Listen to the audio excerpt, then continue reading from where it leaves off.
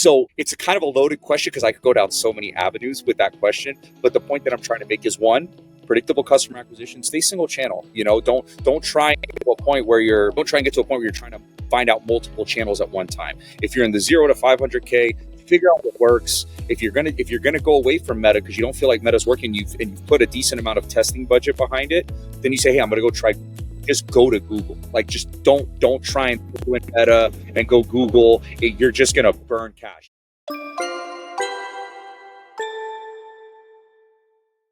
Welcome to the Ecommerce Marketing Podcast, the highly rated digital marketing podcast that provides weekly digital marketing tips and strategies from some of the world's top digital marketers and e-commerce entrepreneurs that will help you take your digital marketing to the next level.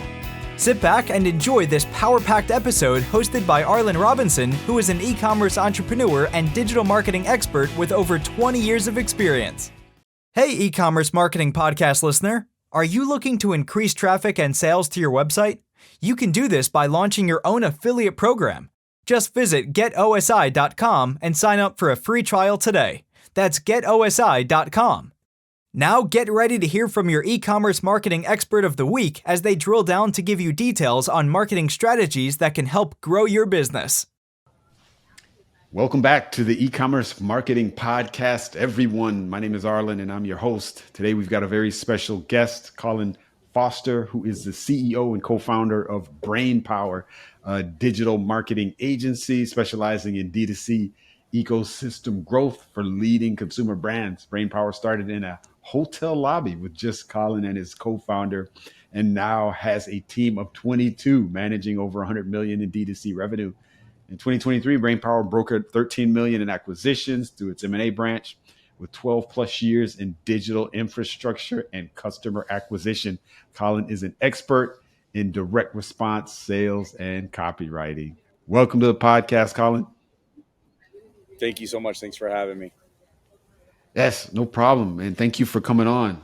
Really excited to talk to you today, Colin. We're going to be, of course, diving deep into, the D2C ecosystem, how e-commerce brands can acquire more customers, improve their ad spend, and of course, increase lifetime value, which are all hot topics. I mean, they always are hot topics in the e-commerce space. That's really the bottom line. It's either you do those things or you die, basically. Pretty much, That's the bottom line. But before we dig deep into all of that, why don't you tell us a little bit about your background and how you specifically got into what you're doing today? Yeah, so I got into the e-commerce space right around 2013, 2012. I actually, super random fact, I actually invented the almond protein industry under a brand name Almond Pro. We basically found a way to extract the fat from almonds using a pressurized method, and it increased the protein content of the almond base.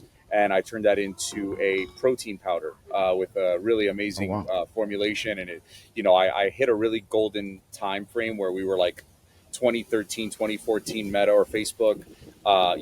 Meta ads or Facebook ads were really kicking right then and there. I found somebody, a really amazing mentor at the time. I got, kind of the perfect storm there. Found, had a good brand, had a good product, had actually a phenomenal product. Didn't really know what I was doing. I didn't even know what a Facebook pixel was at the time. Met a great, amazing mentor, still a very good friend of mine today.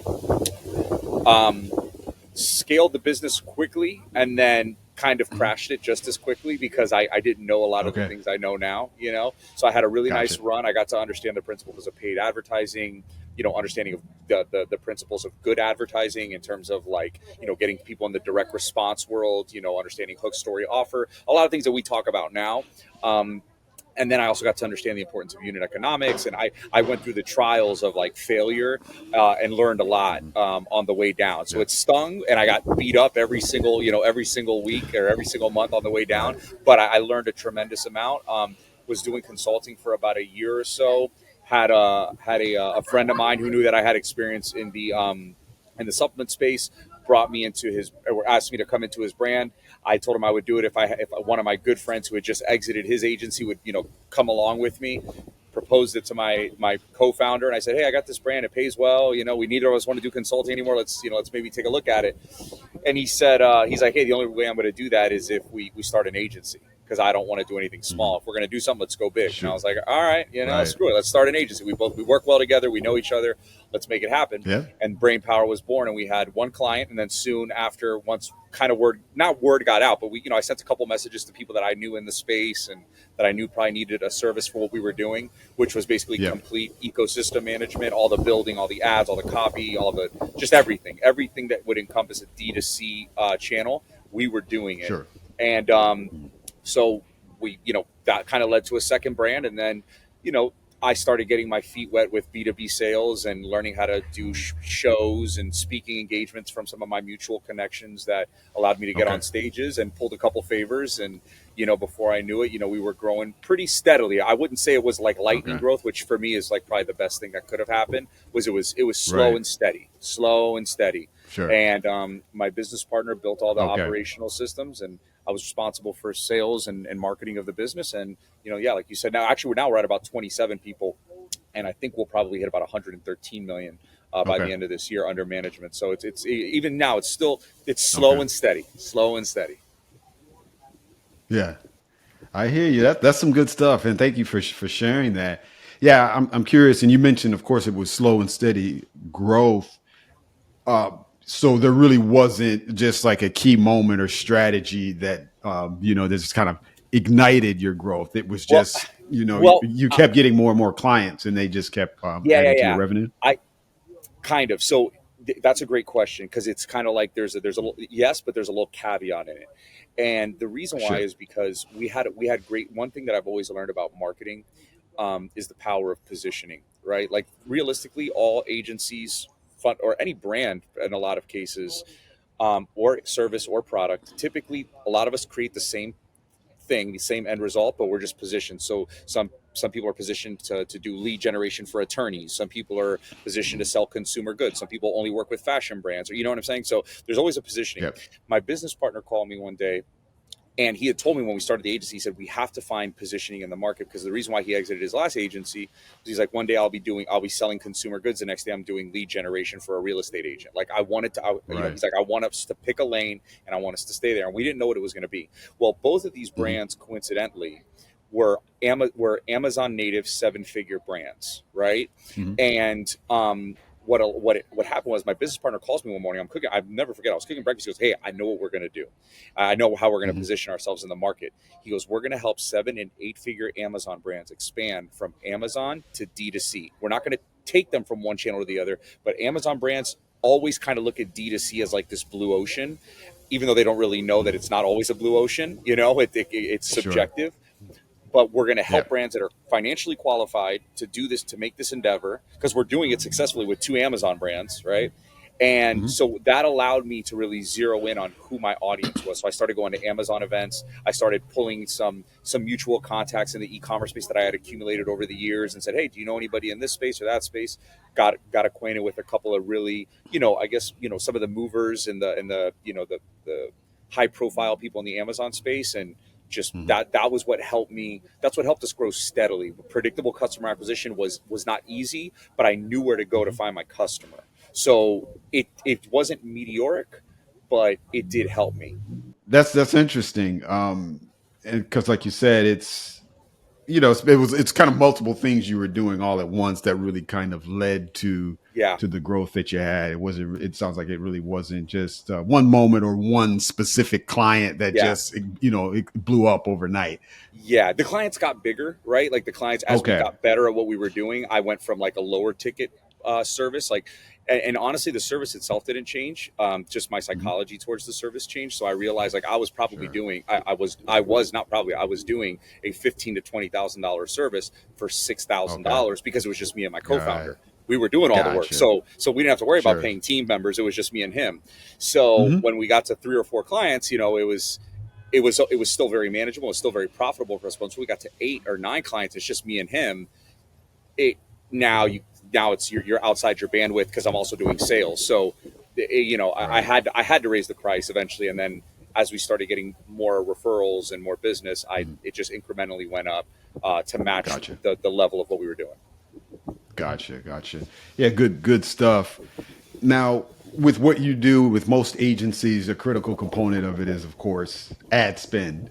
These days there's so many different platforms to get out there and spend money on. And I think a lot of times what brands struggle with is how to optimize their budget. And, that's, I think, a common pitfall with some of the brands that you've worked with.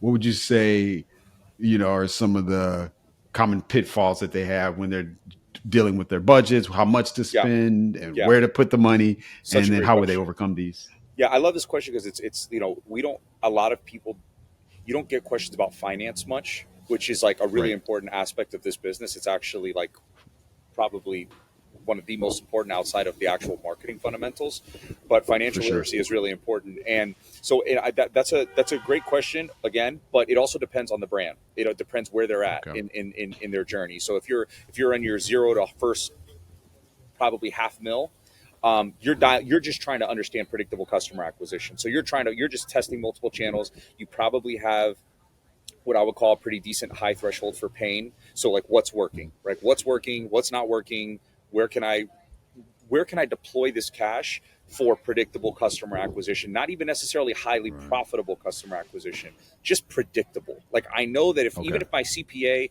if my cost per acquisition is a little bit above where I need it to be, at least I know I can predictably get customers here. That's a really important fundamental part of the next stage, because the next stage really relies on taking your ad spend and not looking at it from a platform-based ROAS model, where you start to look at what we call MER, which is marketing efficiency ratio. So like once you start splitting channels, right? Let's say you're in the predictable customer acquisition phase, we'll say 0 to 500K. You're probably running one channel, because if you're running two channels, that means you're hemorrhaging money on testing on both channels, which is just never fun, right? Right. Now, unless you're doing well on one channel and, like I say, you have consistent customers on Google, and then you want to expand into Meta, maybe. But for the most part, you're probably on a single channel. Once you move into Meta and Google, especially with how muddied attribution has become over the years, what you have to really start to look at is what is my total ad spend versus what my revenue is my contribution margin, what I'm totally bringing in. So the point that I'm trying to make is, the platforms, like if you use a software called we use a software called Triple Whale, and Triple Whale essentially just gives you a lot of information on profitable insights when it comes to channel-based metrics. But if you start looking at your ROAS on Meta and your ROAS on Google as your singular metric for success, it's probably going to be quite misleading. One, because the data is probably not accurate, and number two, we don't know what implications there are on the channels on one another. So for example, we have a couple of brands that are in that like maybe $8 to $12 million range. And that's why I said it's contingent on where you're at, because we have brands where we're running channels like Meta, where we're only seeing a 0.8 return on ad spend. But we notice that when we turned that ad segment off, that performance on Google drops. So we know that there's a top of funnel factor that we can't see, that we can't measure, that goes back to good old marketing, back in the day before there was this high level attribution expectation.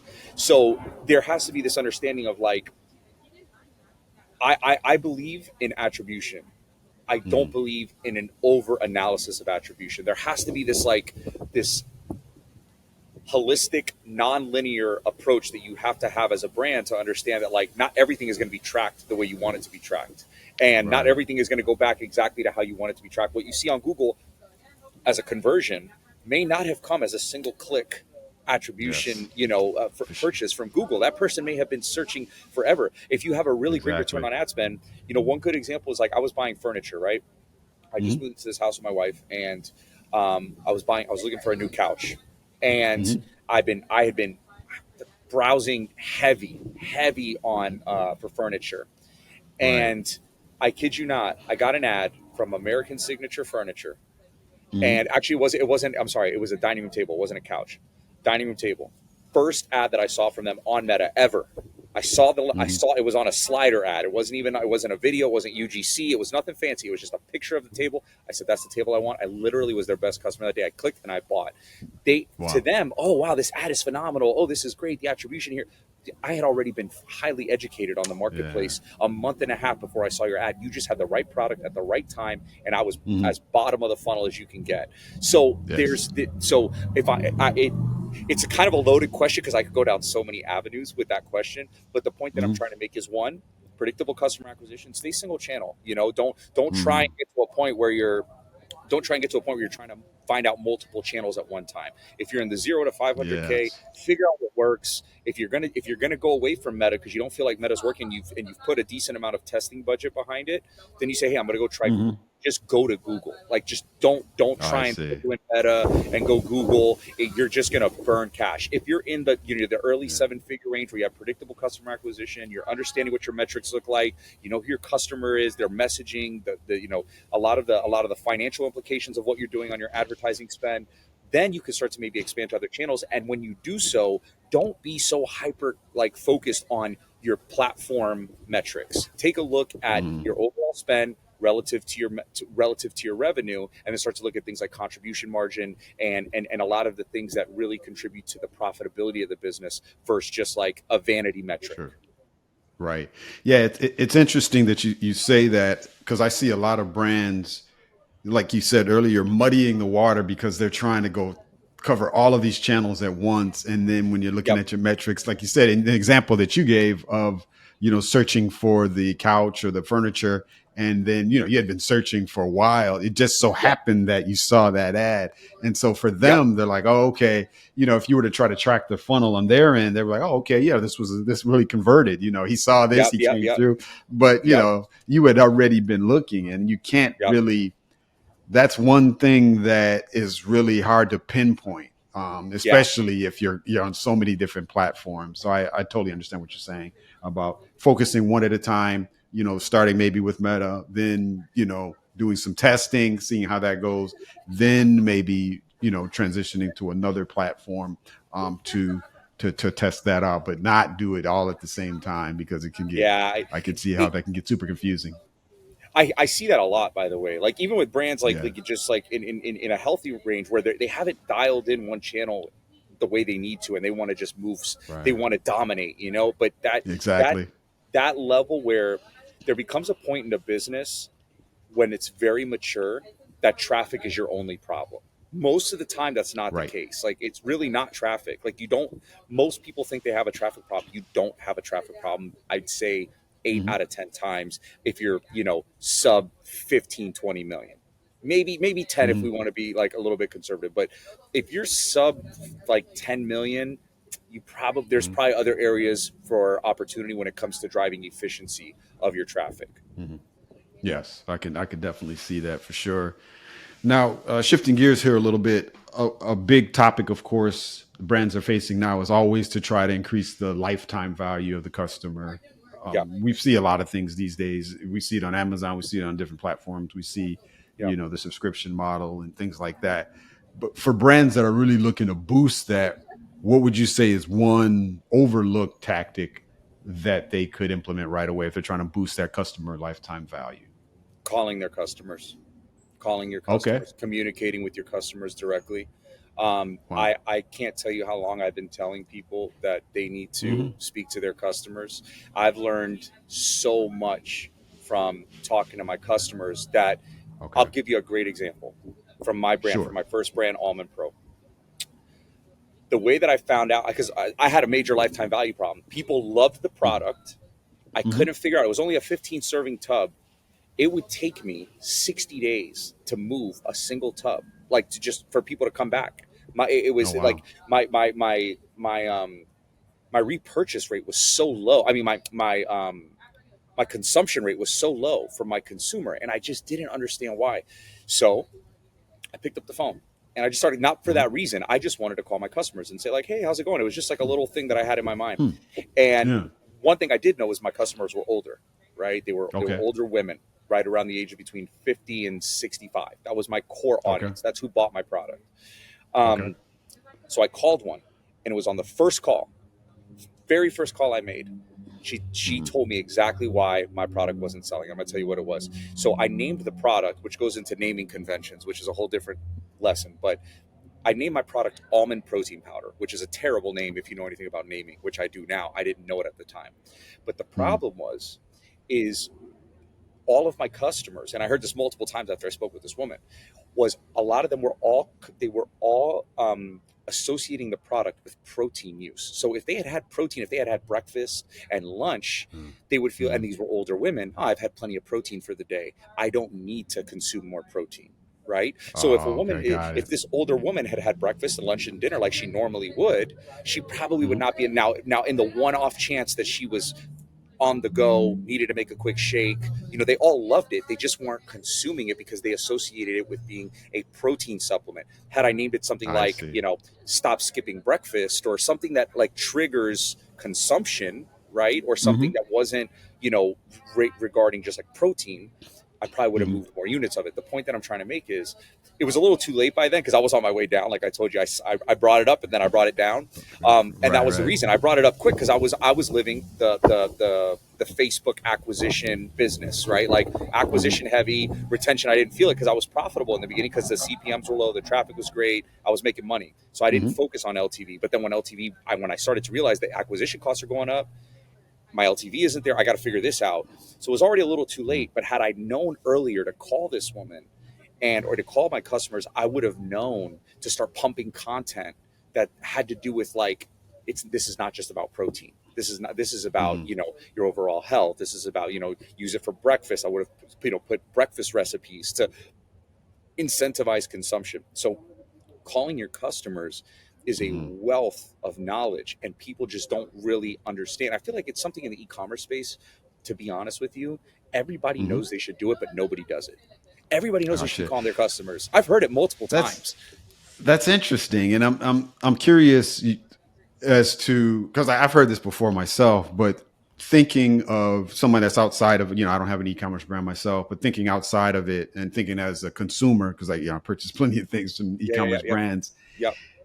What I'm wondering is just two things. The first thing is these days, depending on the demographic, the younger demographic, we're talking about, 40, let's say between 40 and 20 years old. From what I've seen, they don't answer the phone. If it's not coming through text, they're not going to respond. And then, so that's one thing. So how do you face that challenge? Because specifically millennials these days, I've got a cousin that's like 30 something, never answers the phone. I don't think there's one time I had talked to him on the phone. Yeah. So, how do you battle that?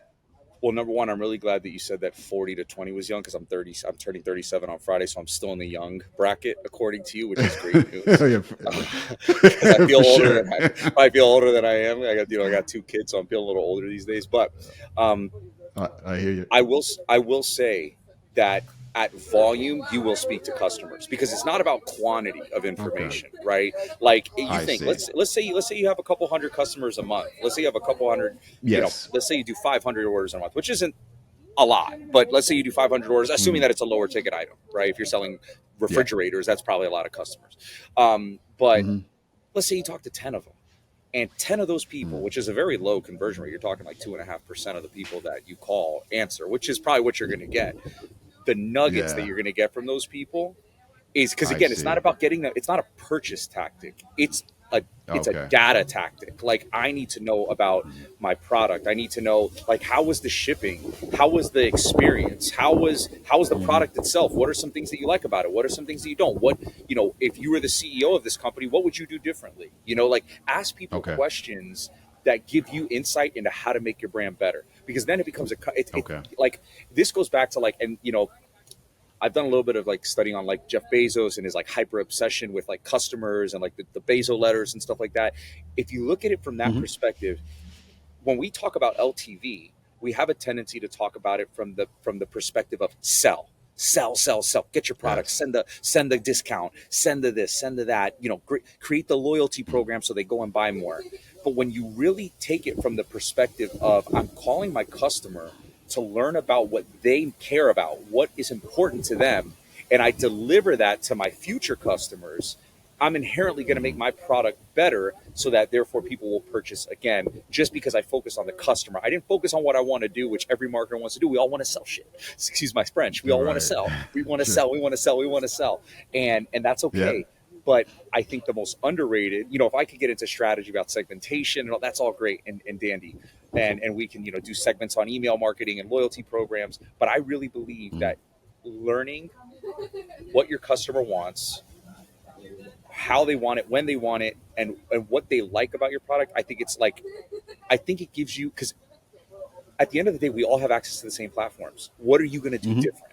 What are you going to do different? Because if 99% of e-commerce brands aren't calling their customers, and you are, or let's not even say e-commerce brands, let's say 99% of your competitors, if you're in the pickleball space, which is littered, I'm not a pickleball player, but I know it's a very popular space, right? And I know there's a lot of brands, but if you're in the pickleball space, and 9 out of 10 brands aren't calling their customers, that gives you an immediate advantage over your competitors, because you're doing something that they're not, which is what this game boils down to. And a lot of times, what are you doing that your competitors aren't doing? So it was a long-winded answer, but yeah, definitely makes sense. I mean, it's like you said, it's not necessarily about the volume of people that you're going to get, but the ones that you do get, that data is just it's worth gold. I can definitely see that.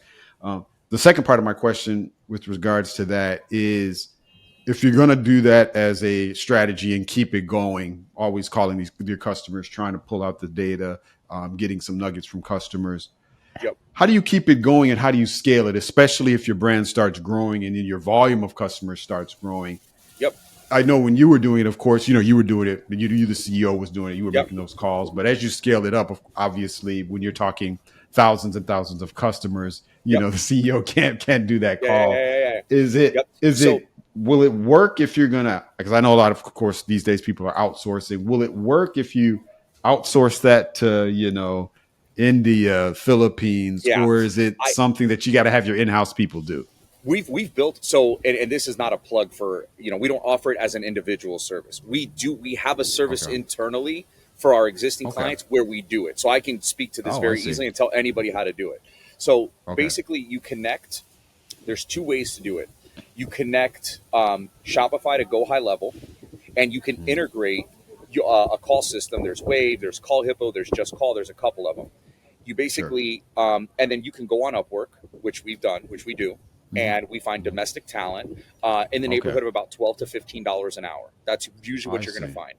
And then what we do is we plug Shopify into Go High Level, and then we extract the orders into a pipeline in Go High Level, or an opportunity. So then it shows up, and now you've got all the orders of people who have ordered in the last X amount of days.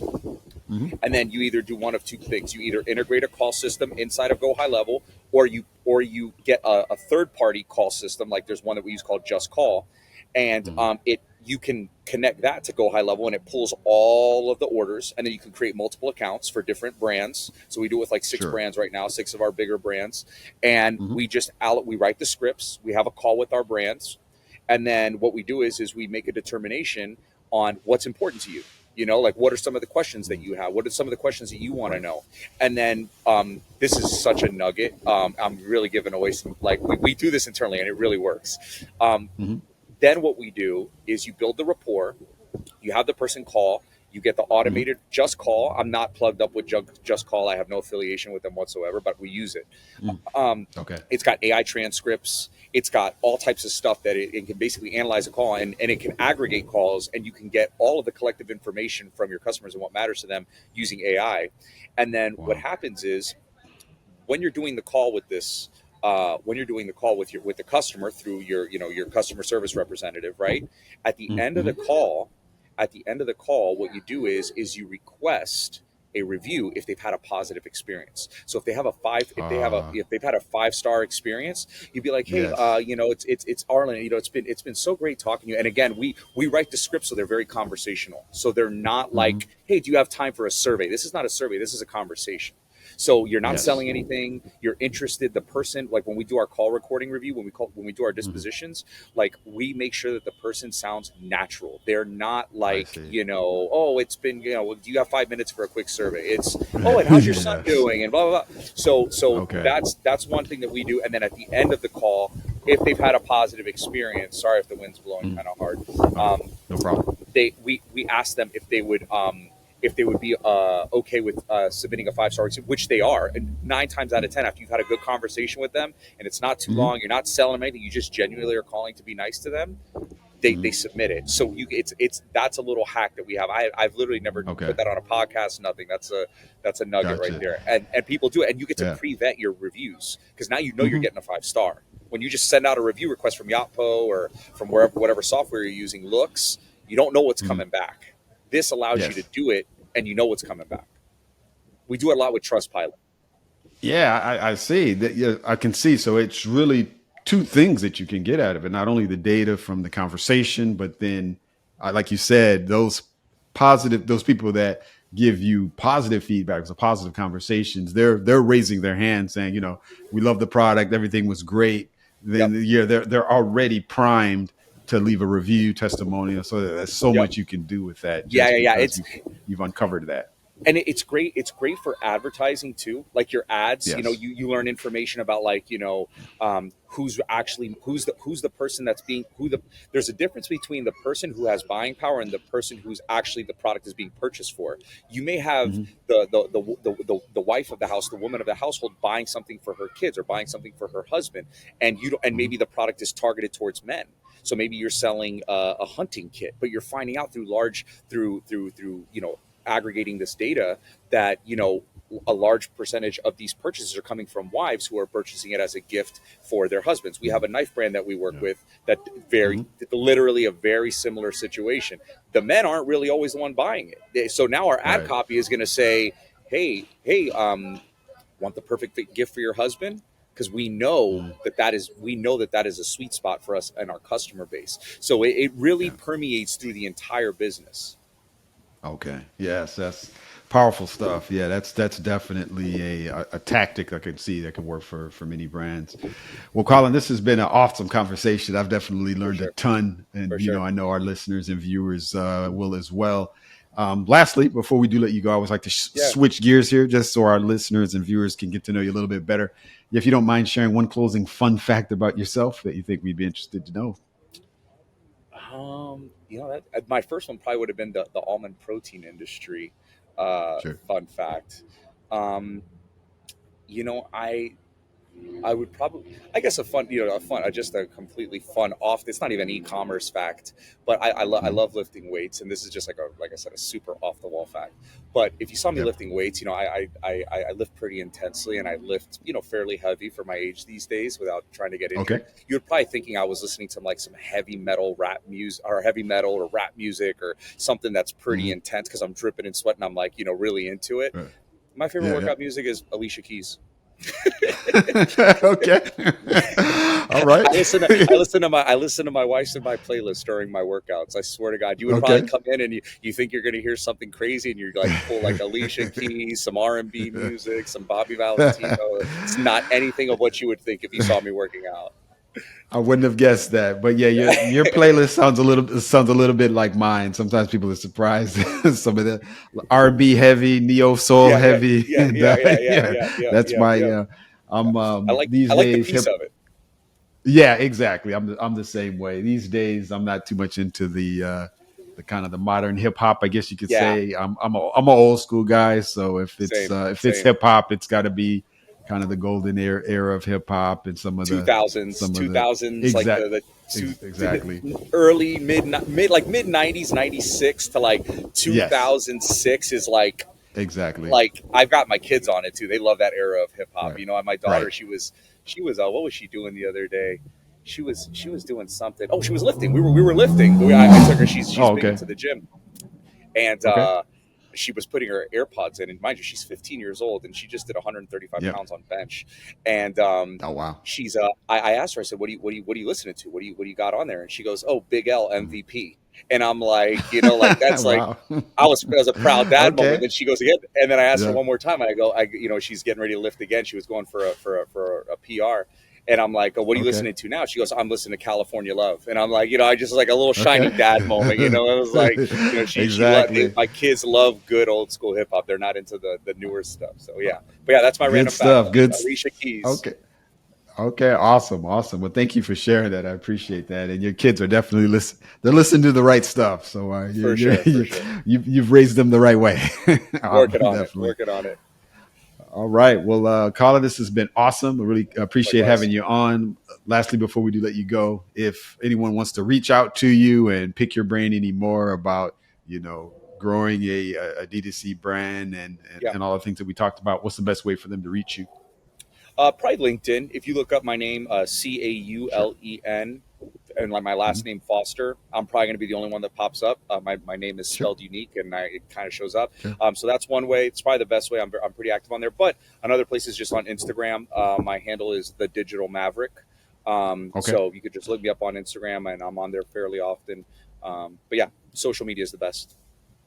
Okay, that sounds great. Well, this has been an awesome conversation, Colin. We really appreciate having you on the e-commerce marketing podcast. Thank you so much, Ron. Appreciate you. Thank you. Thank you for listening to the E-commerce Marketing Podcast. If you've enjoyed this episode, be sure to rate, review, subscribe, and share it with everyone you know.